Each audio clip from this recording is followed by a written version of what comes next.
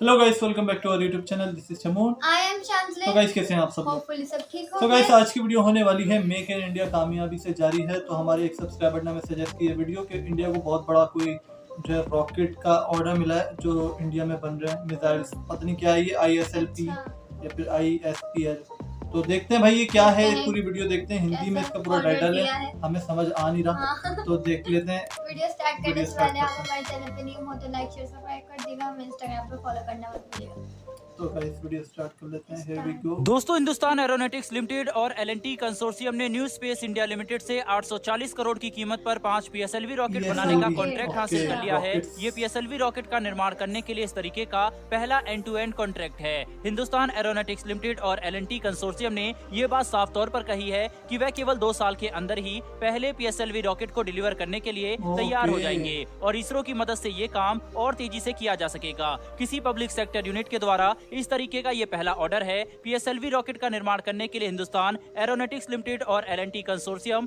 ऐसा करने के लिए 52-48% की पार्टनरशिप बनाकर चल रही है, जिसमें majority share Hindustan aeronautics limited के पास रहेगा। दोस्तों, PSLV रॉकेट का निर्माण करने के लिए ये कंसोर्शियम इसरो की मौजूदा फैसिलिटी का इस्तेमाल करेगा और ये चीज गवर्नमेंट द्वारा चलाई गई GOCO यानी कि government owned contractor operated model के तहत की जाएगी, जिसकी बदौलत अब भारत की पब्लिक और प्राइवेट सेक्टर कंपनियां भी सरकारी फैसिलिटी और फैक्ट्री का इस्तेमाल कर सकती है इस तरीके के उन्नत अंतरिक्ष प्रणालियों का निर्माण करने के लिए। इतिहास में पहली बार प्राइवेट और पब्लिक सेक्टर कंपनियां मिलकर PSLV रॉकेट का निर्माण करने वाली है। वहीं पर अभी तक ये काम केवल सरकार और इसरो ही किया करती थी, वह भी अपनी फैसिलिटी में, लेकिन अब ये चीज बदल चुकी है। भारत की प्राइवेट और पब्लिक सेक्टर कंपनियां अभी अंतरिक्ष के क्षेत्र में न कि बस निवेश कर रही है, बल्कि सरकार द्वारा प्रेरित की जाने वाली स्कीम का फायदा उठाकर इस तरीके के एडवांस और उन्नत अंतरिक्ष प्रणालियों का निर्माण करने के लिए भी आगे आ रही है, जो कि भारत के अंतरिक्ष के क्षेत्र में बढ़ते कदम और क्षमता को प्रमाणित करता है। HAL और L&T का ये कंसोर्शियम जिन PSLV रॉकेट का निर्माण करने वाला है, उसमें लगने वाले 80% मैकेनिकल सिस्टम और 60% इलेक्ट्रॉनिक सिस्टम इंडस्ट्री से ही सोर्स किए जाएंगे, जबकि बाकी बचे हुए सिस्टम काफी ज्यादा जटिल है और उनका निर्माण केवल इंडस्ट्री द्वारा खुद ही कर पाना संभव नहीं है। इसीलिए उन्हें या तो सरकार या फिर इसरो ही सप्लाई करेगी। हालांकि भविष्य में जब अंतरिक्ष के क्षेत्र से जुड़ी हुई उपकरणों का निर्माण करने की क्षमता भारत की प्राइवेट और पब्लिक सेक्टर कंपनियां तेजी से बढ़ा लेंगे, तब इस तरीके के हाईली कॉम्प्लेक्स अंतरिक्ष प्रणालियों का भी निर्माण केवल इंडस्ट्री खुद अपने दम पर कर पाएगी। इस साल जून के महीने में ही सरकार ने 10 इन ऑर्बिट कम्युनिकेशन सैटेलाइट को NSIL को ऑपरेट करने के लिए ट्रांसफर किया। वहीं इतना ही नहीं, बल्कि सरकार ने NSIL का शेयर कैपिटल भी 1000 करोड़ से बढ़ाकर 7500 करोड़ कर दिया। NSIL अब एक फुल फ्लैश सैटेलाइट ऑपरेटर की तरह काम करने वाला है। साथ ही अब ये कमर्शियल स्पेस एक्टिविटीज को भी ध्यान में रखेगा, ताकि भारत के अंदर प्राइवेट और पब्लिक कंपनियां अंतरिक्ष के क्षेत्र में ज्यादा निवेश करें, जिससे भारत के अंदर स्पेस रिसर्च को बढ़ावा मिलेगा। साथ ही अंतरिक्ष से जुड़े हुए उपकरणों का निर्माण करने के मामले में भी भारत की प्राइवेट और पब्लिक कंपनियां काफी तेजी से विकास करेंगे। वहीं पर दोस्तों, सबसे अच्छी बात तो यह है कि NSIL काफी सफल रहा है। दरअसल साल 2020 से साल 2021 के बीच में NSIL ने 432.67 करोड़ का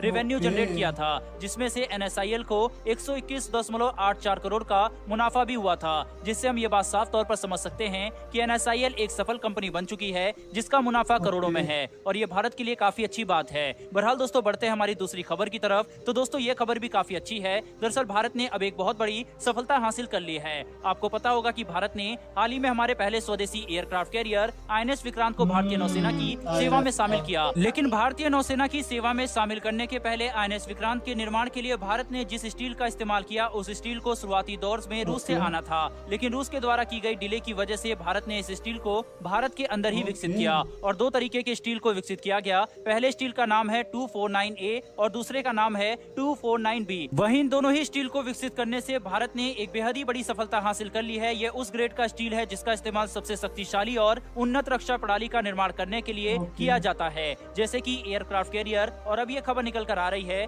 कि भारत इसी ग्रेड के स्टील का इस्तेमाल अब अपने न्यूक्लियर अटैक सबमरीन को बनाने में भी कर सकता है, जिसके लिए अब स्टील की टेस्टिंग शुरू होने वाली है। आपको पता होगा कि भारत परमाणु अटैक सबमरीन बनाने वाला है है और उसके लिए भी हम चाहते हैं कि 95% कंपोनेंट और उपकरण स्वदेशी हो। इसी वजह से अब ये भारत के लिए काफी बड़ी सफलता है कि जो बेसिक स्टील यूज होता है एक युद्धपोत को बनाने के लिए, अब वह भारत के अंदर बनाया जा सकता है। दोस्तों, ये भारत के लिए इतनी बड़ी सफलता इसलिए है क्योंकि इस ग्रेड का स्टील भारत के अंदर इससे पहले कभी बनाया ही नहीं जाता था, लेकिन INS विक्रांत के लिए इसे भारत के अंदर स्वदेशी रूप से विकसित किया गया और अब हम ये देख सकते हैं कि इसका फायदा अब हमारे आने वाले युद्धपोत प्रोजेक्ट में भी हम ले सकते हैं। अब हम ये कह सकते हैं कि भारत मिलिट्री ग्रेड स्टील के लिए पूरी तरीके से आत्मनिर्भर हो गया है। भविष्य में शायद हम जितने भी परमाणु पनडुब्बियां और युद्धपोत का निर्माण करेंगे, अब उन सभी युद्धपोत और पनडुब्बियों का निर्माण करने में भारत स्वदेशी स्टील का ही इस्तेमाल करेगा, जो कि काफी गर्व की बात है। बहरहाल दोस्तों, इस वीडियो में इतना ही, लेकिन डिफेंस क्षेत्र में भारत की बढ़ती शक्ति के लिए कमेंट बॉक्स में एक जय हिंद लिखना ना भूलिएगा। साथ ही हमारे आने वाली डिफेंस और वर्ल्ड अफेयर से जुड़ी ऐसी वीडियो के लिए चैनल को सब्सक्राइब करके बेल नोटिफिकेशन को अवश्य दबा ले,